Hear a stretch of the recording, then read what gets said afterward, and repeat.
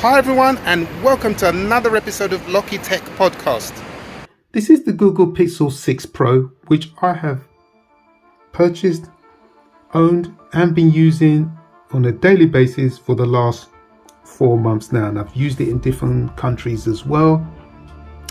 And in today's episode, obviously this is my podcast channel, so just want to give you a brief overview of what it's like using this product on a daily basis. And I have made a full review about the Google Pixel 6 Pro, which is on my main channel on Solar Tech. But here, I'm not here to go into all the specs. I'll just to give you an overview what it's like using it. Again, you may be thinking of purchasing this device, and you stumble across this video.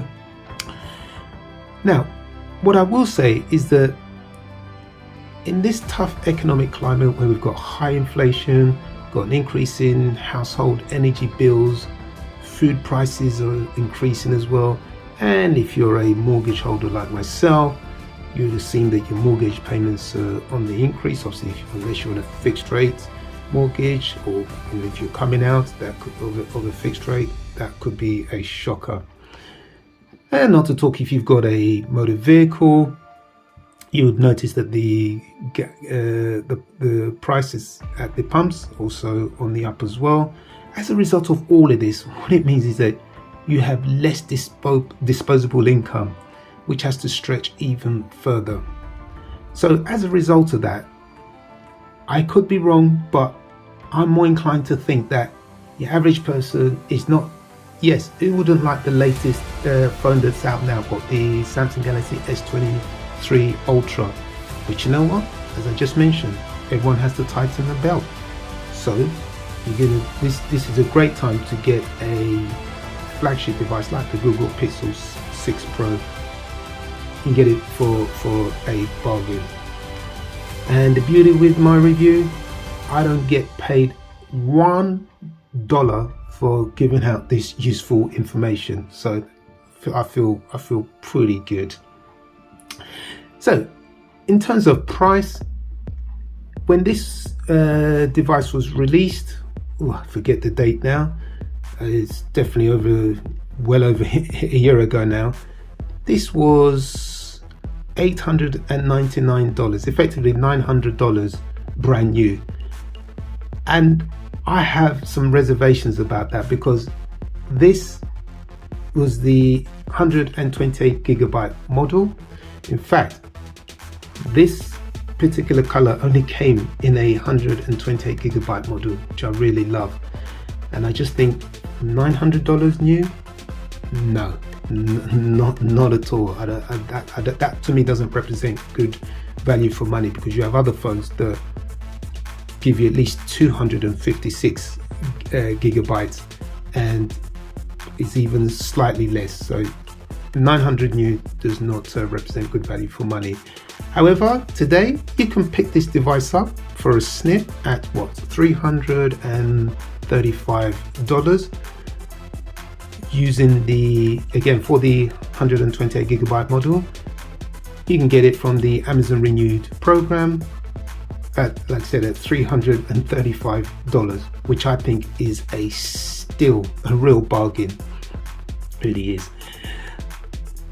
Okay, let me now go on to the build and design of this device. Beautiful. I really can't fault it. I really cannot. There is one thing, but I'll go into very shortly. But like I said, the holding it in the hand is nice. Doesn't feel heavy. Really practical. You can put this in most back, trouser, pants, pockets. No issues at all. Like I said, in terms of weight, evenly distributed. Doesn't feel heavy, especially for a big phone like this. It just feels really good. I have to be honest.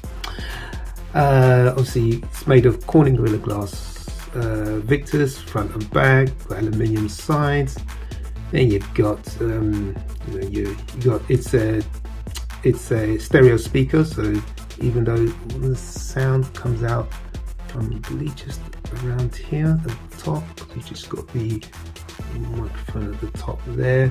You've got the single speaker grill at the bottom. Really nice, really nice. Sound is really good as well. Again, I cover this device in more detail in a review on my main channel. Obviously you don't have any headphone jack, that's fine. I've gotten accustomed to that now, so just use wireless earbuds. Use nano SIM. You can use an eSIM. Obviously that's big in America at the moment. The one reservation I have with this device is the button configuration. So as you can see here, you've got the volume rocker, and then you've got the on off power buttons. But if I bring another Android device here, so I've got my Note 20 Ultra on the left, so you can see the configuration is the other way round. So what this means is when I flick between the two devices, I'm always pressing the wrong button. When I'm on the Note 20 Ultra, I think it's the volume at the bottom, but I end up switching the device off, which is really frustrating. So it would be nice if Google would just streamline it like everybody else does indeed. I love this camera bar. Makes it this device look very unique. Obviously, light down anywhere, tight, always remain flat, so there's no rocking there whatsoever. In terms of the feedback, whenever you're typing, the haptic feedback is really nice. It does feel like you are touching a speech bubble when typing. Really nice. I do like that. Then moving on to the cameras, you can shoot video. So on the front facing camera, you can shoot video at 4K at 30 frames per second, and then on the rear facing camera you can shoot video up to 4K at 60 frames per second, and it does produce really nice photos and videos.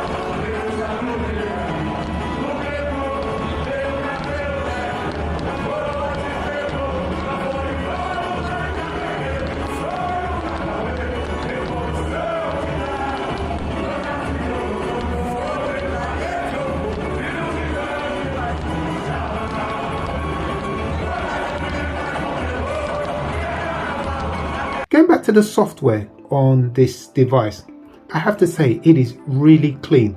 And by that I mean you do not have duplication of apps. So for example, you don't have Google Pay and Samsung Pay running alongside each other.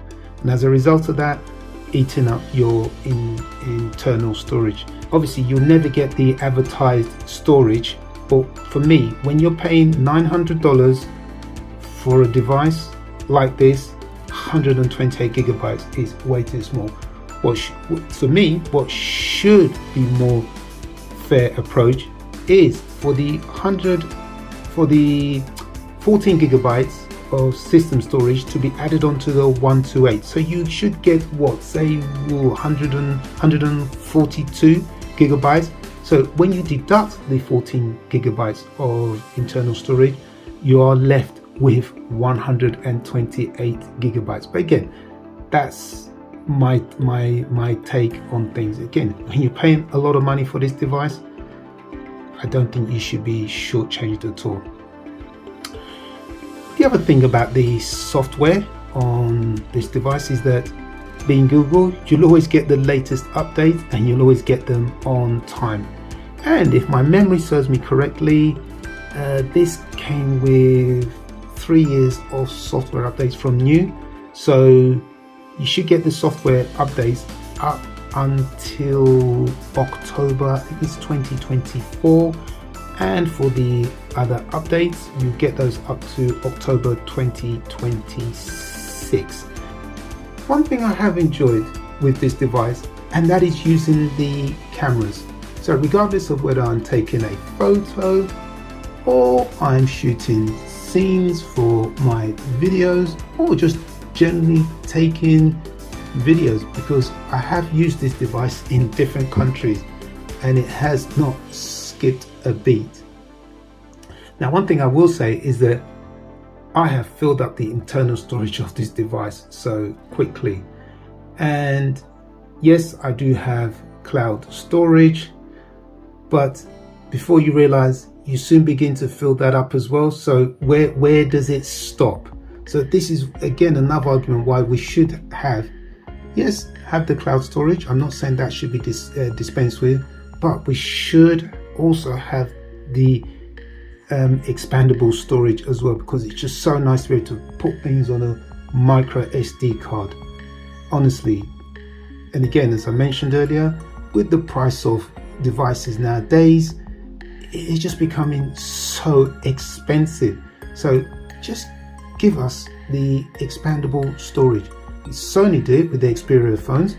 It makes sense. So there's no reason why Google and Samsung should not do it. After all, Samsung used to offer it, and they still offer it on their lower priced phones. So to me, I just cannot understand the logic of dispensing with it. But again, that's another topic for another video. The other thing I want to highlight with this device, and again, this is I can only give you my experience of using this on let's say over the last 4 months, and that is, I have not experienced any overheating issues whatsoever. I have not at all. The Google Pixel 6 Pro is packed with features, and I've covered about 10 of them in bite-sized videos on my main channel, Solar Tech. Let's just give you a sort of brief run through of some of the features it has. So for example, here, what you're seeing here is a live wallpaper, and it's one of 4 that it has. Would be nice if it had more, for sure, especially at this price point. Look at that, you only get 4. I think that's, no, we should have at least 15 to 20. So again, that's something that Google could definitely improve on for sure. Also, you do have the ability to hide the front-facing camera there, so which is really good if you're someone like myself who likes to watch content and doesn't like the pinhole to be intruding into whatever they're watching. So that's a really nice feature indeed. Also, because of this large 6.7-inch screen, you do have the ability to split screen to multitask.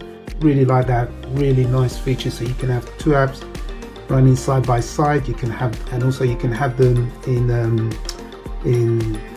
portrait mode, and also you can have them in landscape mode.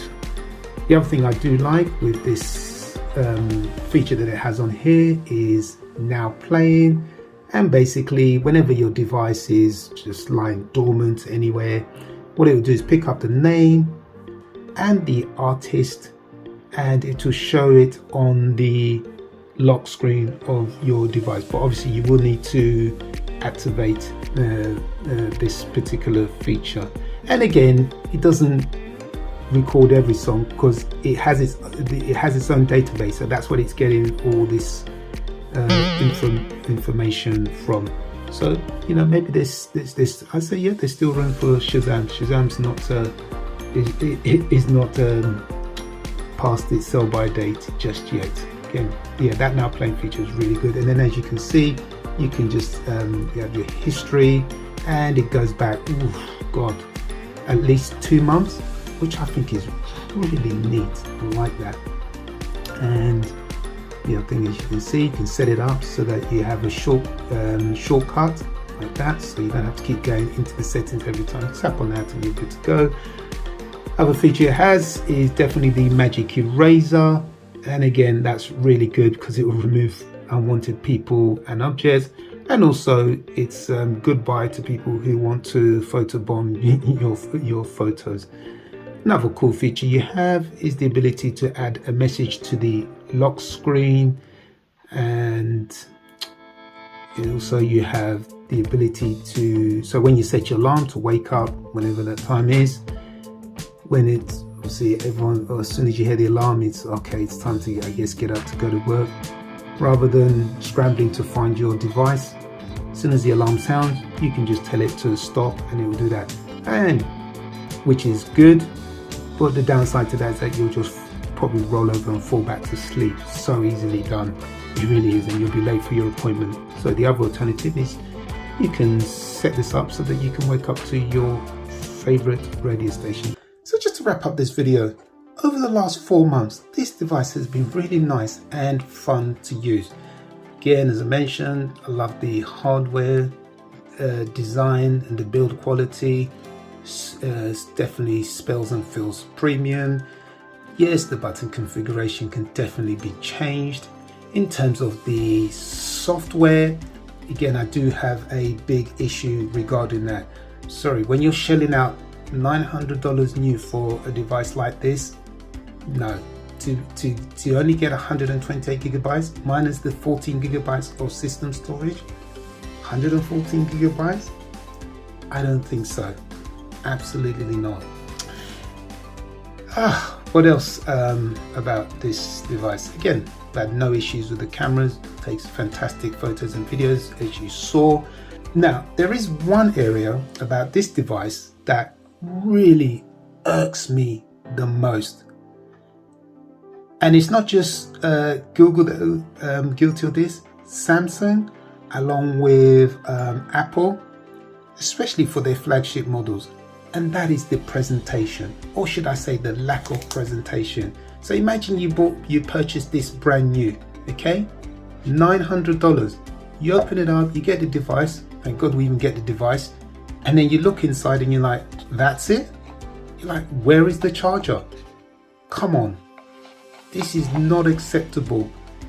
Again, I have a phone, the Xiaomi Mix 4. I'm going to put it out there, the Xiaomi Mix 4, which costs less than this, and believe me, the presentation is, it puts this to shame. I covered that on my main channel on Solar Tech. You know, if you compare, which I did, I compared this unboxing to the unboxing of the Xiaomi Mix 4.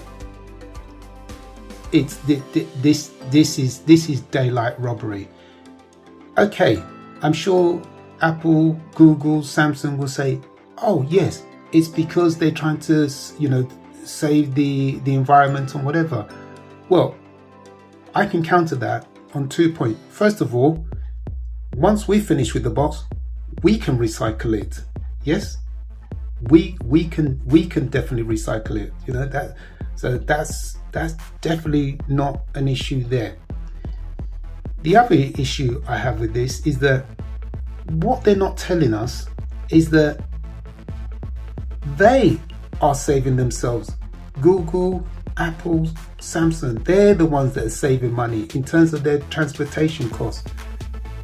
So the box is getting smaller. Yeah, you think if a box used to be twice this size and it's now half the size, they're saving right there. And you know what's really interesting? I'm not seeing that saving being passed on in terms of prices. You see? So I'm not buying that argument that, oh, it's because of the environment. Absolutely not. It doesn't wash. Doesn't wash. It does not wash at all. And then for your flagship models, I mean, if it was for your for the budget, mid to budget range phones, I may be quite tolerant and understanding, but not when you're paying premium. Okay, give you another example. Imagine you want to buy, I'm trying to think of an expensive watch. I'm trying to think what an expensive watch. Rolex. That's it, Rolex. So imagine you go to Harrods or Selfridges. You want to buy Rolex. I don't know what they cost. I'm just going to make it up. Say for example $8,000. You spend $8,000 and then they just put it in a small box, or I mean, come on, that's not acceptable. Marketing. One of the first things is presentation. When you want to date someone, what's the first thing you're going to do in the first date? The presentation is key. When you've been out for the 10, 15, 20 times, you don't care how you dress. But that first presentation, when you see someone, that's like, whoa, that's when, that is key. So how some those who work in the marketing department at Apple, Google, Samsung have missed the boat, that's not good.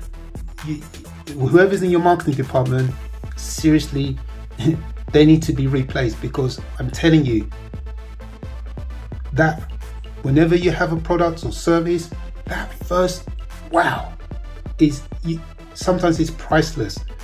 Because again, when you look at the Xiaomi phones, wow, the presentation is out of this world, and they give it to you like yes, and you feel like you want to come back. But with this, and especially nowadays with the tough economic climate, this is what you get for $900.